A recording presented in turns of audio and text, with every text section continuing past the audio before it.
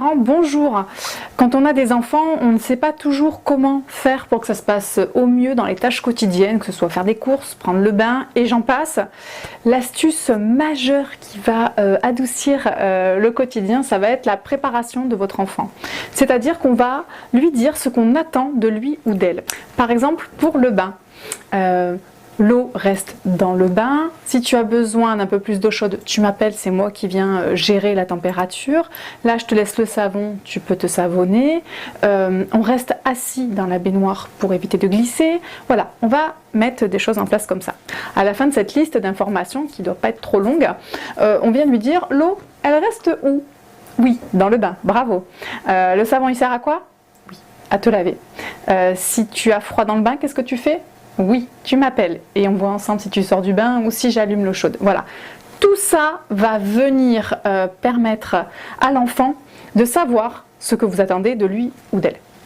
Parce que quand on les laisse dans le bain et qu'on s'en va, et ben ça y est, hein, on n'existe plus.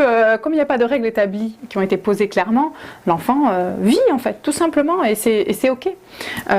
Donc c'est aussi de notre responsabilité on va dire, stratégique que d'anticiper et de penser à préparer son enfant. Pareil pour les courses. Bon là, les enfants, on va aller acheter quelques trucs. Aujourd'hui, je n'achète rien pour vous, pas de bonbons, pas de jouets. Voilà.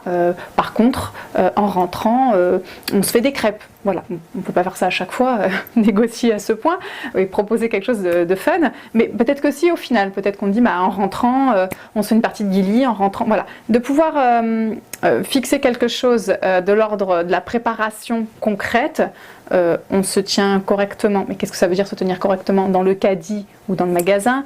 Voilà, il y a plein de choses comme ça, des petites étapes à préparer en fonction de vos enfants.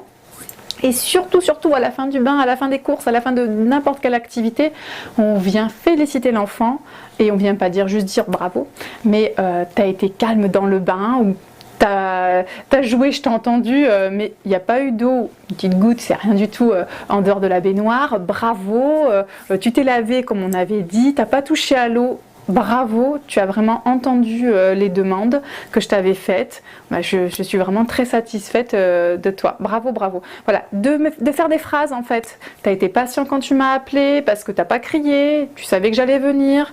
Voilà, là, je suis patient en fait. Voilà. Et ça fait écho dans la tête des enfants.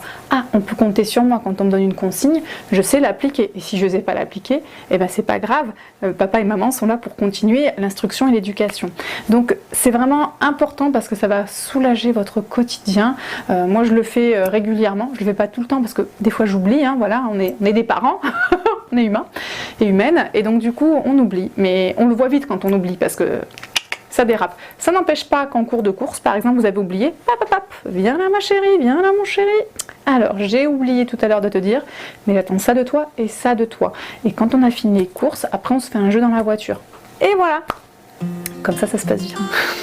Je vous remercie de m'avoir écouté, je vous souhaite bon courage et je vous dis à bientôt. Au revoir.